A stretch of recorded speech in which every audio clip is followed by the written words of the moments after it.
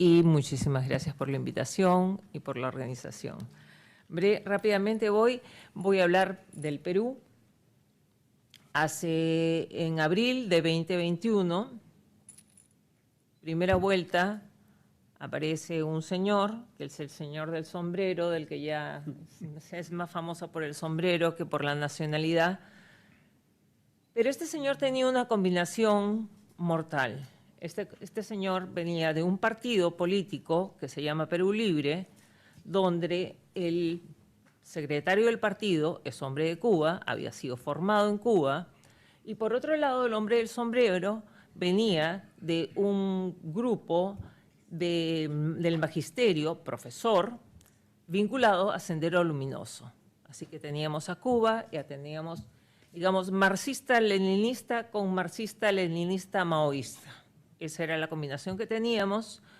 Yo he sido empresaria toda mi vida, entré en pánico, como muchas otras personas, porque sabemos de qué cosa estamos hablando, y quiero hacer un breve recuento de la historia del Perú, por lo menos a partir de 1968. En 1968 tuvimos un golpe militar del general Juan Velasco Alvarado, con un gobierno comunista que duró 12 años, y durante esos 12 años, lo que yo más recuerdo, a pesar de que era niña cuando comenzó, pero ya no era tan niña cuando terminó, es que no teníamos libertad. No había periódicos. Yo he hablado con muchos jóvenes al respecto, porque los jóvenes con este problema no se movilizaban. Y yo les decía, imagínate por un momento que no tienes internet, que no puedes decir lo que piensas, que no puedes comunicarte con nadie, porque esto es peor que quitarte el internet. Y eso duró 12 años. Luego se hizo una nueva constitución y vinieron 2 gobiernos que fueron electos constitucionalmente. En el primer gobierno se comienza a formar el terrorismo de Sendero Luminoso, y esto era bastante suave, no se le dio la importancia que tenía. ¿Por qué? Porque respiramos libertad, por fin. En medio de la situación económica era pésima, pero respiramos libertad. Y el solo hecho de respirar libertad nos daba como un nuevo aire.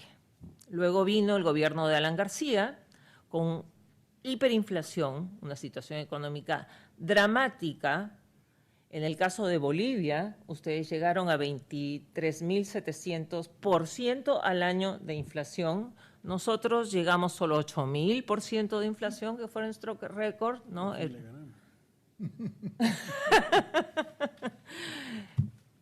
Pero respirábamos libertad. Pero esa libertad comienza a acabarse. Viene el gobierno de Alberto Fujimori. Alberto Fujimori logró controlar la hiperinflación, pero los niveles de terrorismo ya habían ganado terreno. Tuvimos terrorismo urbano, poblaciones enteras fueron exterminadas, y lo más dramático de este terrorismo marxista, leninista, maoísta, es que mató a poblaciones pobres. Los 70.000 muertos que tuvimos no fueron gente de dinero, no fueron gente de las ciudades. Gente de las ciudades murió muy poca. Me duele cada uno de ellos. Pero sobre todo murieron personas de la sierra, porque lo que buscaban ellos era controlar a las poblaciones. Ellos sacaban al alcalde y ponían a alguien de Sendero Luminoso, y si no se obedecía, exterminaban al pueblo. Y eso fue lo que vivimos durante 20 años. Pasado ese tiempo, lamentablemente, y ya lo han dicho en esta conferencia, para mí un presidente debe gobernar 5 años. Quiere regresar, descansas 5 años y vuelves. Pero el poder es peligroso. Por eso es que lamento mucho lo que pasa el pueblo maravilloso cubano, teniendo que desde 1959 tener un mismo gobierno. Y lo mismo le pasa 17 años, si no recuerdo mal, de Nicaragua, lo cual no es justo para los seres humanos valiosos, ¿no? Quitarles lo más valioso, porque la libertad no es algo que uno quiere, está en nuestro ADN. Lean cualquier libro de filosofía y les van a decir que no es una necesidad básica, es parte de nuestra esencia ser libres y eso no nos lo pueden quitar. Después de Fujimori, vino Valentín Paniagua. ¿Qué hizo? Comenzó a liberar terroristas. Alejandro Toledo viene como parte de la marea rosa, pero no tuvimos pérdida de libertades, libera terroristas y comienzan a copar el Estado. ¿Pero qué es lo que le interesa copar? Les interesa copar la educación. Nosotros, los padres, fuimos unos irresponsables al entregarle a nuestros hijos a esta nueva educación que venía con estas ideas, ¿no? Y yo lo digo, mi hijo es progre, por suerte no es tan bruto, porque cuando hablamos a veces me entiende. Pero sí tengo un hijo progre. Luego, pasa hasta en las mejores familias. Sí. Bueno, entonces siguen los gobiernos, tuvimos un Alan García. Digamos que el Perú es diferente, sí, porque nosotros metemos a la cárcel a los presidentes, ¿no? Y ahora estamos haciendo un nuevo pabellón porque estamos esperando un nuevo presidente que está viniendo de Estados Unidos para ir a la cárcel. Vamos a tener 3 presidentes presos, uno al costado del otro. Dicen que somos el milagro económico, pero ese milagro económico no llega a la clase baja. Y el gran problema es la pobreza. Y donde hay pobreza entra el socialismo. Y eso es algo que tenemos que entenderlo verdadera y profundamente. Entonces, sí, el milagro económico, ok. Teníamos en 1990 58% de pobres. A mí no me gusta decirlo de esa manera. Y luego pasamos en 2019 a 20% de pobres. Es un gran logro. Pero 20% de pobres son 7 millones de personas. Y de esos 7 millones de personas, había 1,5 millones de personas en pobreza extrema, 1,5 millones de personas que no comen diariamente. Eso es pobreza extrema. O sea, hay que entender, o sea, las cifras a veces nos engañan. Hablemos de cosas profundas. Son seres humanos que no pueden comer. O sea, no digo otras cosas. Entonces, de eso estamos hablando cuando hablamos. Finalmente, hemos tenido el gobierno de Vizcarra, hemos tenido un presidente por año. Resumo. Ok. Esa es la situación en nuestro país. De alguna manera, le hemos ganado la batalla a somos un ejemplo. Y yo hace un año vine a Miami a buscar ayuda de mis grandes amigos, porque yo les dije, nosotros vamos a lograr algo, pero quiero que este logro sea latinoamericano. Yo creo que yo sentía que el Perú iba a ser un ejemplo. En realidad, Pedro Castillo se disparó los pies. Pero no importa, porque lo apoyó las Fuerzas Armadas, lo apoyó el Poder Judicial, apoyó la Junta Nacional de Justicia. Tenemos a una heroína que es una fiscal que está investigando, no hay nadie que se libre. Entonces, tener una fiscal que no le tenga miedo a nadie y que diga caiga quien caiga, y están cayendo, pero están cayendo como dominó, o sea, eso es algo sumamente especial. Si tuviera más tiempo les cuento más, pero ya me pusieron mis 2 minutos y tengo que cortar. Y entonces, ok. Quiero hablarles rápidamente del Latino Barómetro de las Américas, que dice que el 65% de los latinos no respetamos la democracia. Pero no se sientan mal, eso pasa en todo el mundo. La democracia ha perdido, ¿por qué? Porque ahora resulta que los socialistas y los países dictatoriales son más demócratas que cualquiera. En el Perú a eso se le llama pelotudeces democráticas, que es una frase que acuñó un congresista de izquierda que pertenece al partido del gobierno. ¿Qué es lo que tenemos que hacer? O sea, definitivamente, la Guerra Fría continúa. Estados Unidos nos ha abandonado, pero la Guerra Fría continúa. Y la posta la ha tomado, no es Cuba. Cuba es maravillosa, los cubanos son maravillosos, son esa cúpula.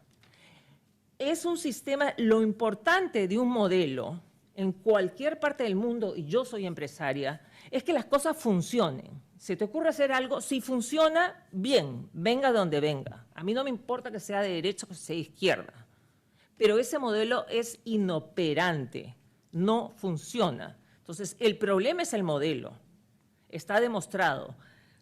Te quita la libertad, trae pobreza, es una desgracia por donde uno lo mire y no me puedo extender mucho porque no tengo tiempo. Ok, básicamente tenemos acá un modelo, no sé si ustedes conocen el ChatGPT, me imagino que la mayoría sí lo conoce, he pasado todas las declaraciones finales desde 1990 de los foros de Sao Paulo y los he pasado por el chat. Son 65% de las cosas que se dicen son Gramsci. Follow Gramsci. Pero Gramsci decía una cosa muy importante, que es lo que tenemos que aprender. O sea, estoy haciendo una tesis, mi tesis es Foro de Sao Paulo, el antiimperialismo y cómo afecta a la libertad individual. El antiimperialismo no es el problema, la palabra anti es el problema. Así como Hitler creó un anti que le llamó judío, todos los antis son las desgracias de la humanidad. En el Perú existe algo que es el anti-fujimorismo, y esa es nuestra desgracia. ¿Por qué? Porque Fujimori era la contendiente de Pedro Castillo, el hombre del sombrero, se crearon este anti-monstruo, entonces perdió. Esa es la manera de luchar. Pero Gramsci decía una cosa muy interesante y la tenemos que aprender. Haciendo mi tesis busco y no encuentro documentos académicos valiosos que vengan de la derecha. Entonces ChatGPT es progre, porque los progre son los que escriben en todas partes y el ChatGPT tiene la información de todos los que escriben, todos son progres, por lo tanto ChatGPT es progre. Tengo unas discusiones de muerte. Digo, ya te he dicho que Marx no cree en la libertad. Ah, sí, tienes razón, discúlpame, me dice, ¿no? Marx no cree en la libertad. Él creía en la justicia, él creía en la solidaridad, no cree en la libertad. El Foro de Sao Paulo no cree en la libertad. Ellos hablan de neoliberalismo, pero libertad no. Entonces, si ustedes leen el Manifiesto Comunista, menciona 16 veces la palabra libertad para ir en contra de la burguesía, nada más. Pero menciona 64 veces la palabra revolución. Los intelectuales, dice Gramsci, son aquellos pensadores que tienen que crear las ideas, que se va a tomar el tiempo. Sorry, sí, los aburro mucho, me voy ya. Ok, Gramsci lo que dice es que los intelectuales, los que estamos acá, ustedes, son aquellos que van a lograr, con paciencia, transmitir un mensaje. Pero tenemos que crear ese mensaje. Y no un relato, como dicen, porque hacer un relato me da una flojera, me vuelvo loca, solo pensar que tengo que hacer un relato.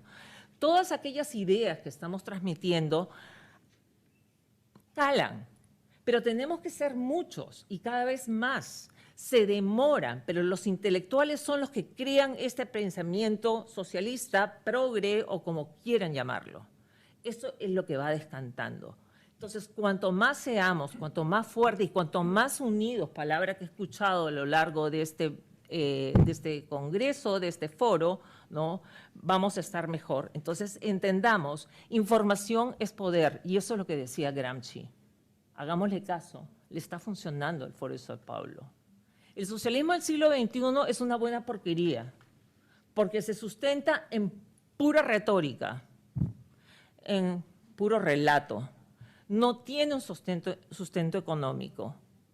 El socialismo del siglo XXI no funciona sin el capitalismo, porque necesitan los impuestos. ¿De dónde va a salir todo lo que quieren hacer? No hay forma, ¿no? La unión hace la fuerza y eso es lo más importante y por ahí de repente me voy a quedar, ¿no? Tenemos que hacer una unión. Yo vine acá a hablar con mis amigos a los que amo con locura y en el tiempo he ido juntando amigos. Tengo conocidos, quiero tu tarjeta, quiero todos tus datos, por favor, pásenme sus mails. Tenemos que hacer una unión latinoamericana. Si no sale algo así, es más, he trabajado en marketing. Yo haría el Foro por la Libertad. Es el nombre que me sale.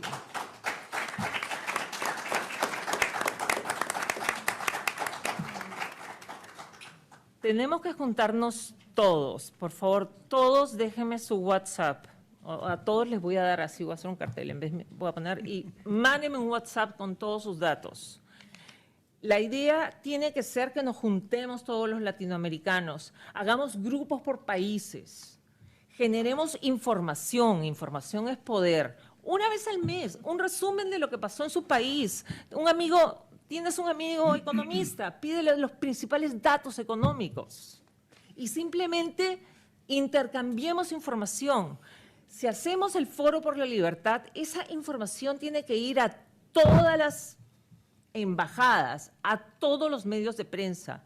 Estoy harta de escuchar basura escrita sobre mi país, pura mentira, tratando de liberar a Pedro Castillo, que a él hizo un golpe de Estado. Sí, duró 2 horas, pero fue un golpe de Estado. Pero todos dicen que no. Y estuvo a punto de ser liberado ayer. Por suerte, no lo liberaron, ¿ok? Entonces, bueno, lo más importante, educación, educación, educación, educación. Si yo volviera a retroceder en el tiempo, de verdad que mi hijo no lo mandaría al colegio solo. Bueno. Berit, te aseguro que nadie te culpa por haberte pasado porque estuvo muy interesante. Y creo que vamos a tener tiempo para volver a seguir. ¿Me prestas el código? Sí, claro que sí. Ir mejor acá. Y te voy a sustituir. Sí, Gustavo, bueno, aquí tienen el nombre. Kovacevic, que toma ahora la palabra. Muchas gracias. Disculpe, pero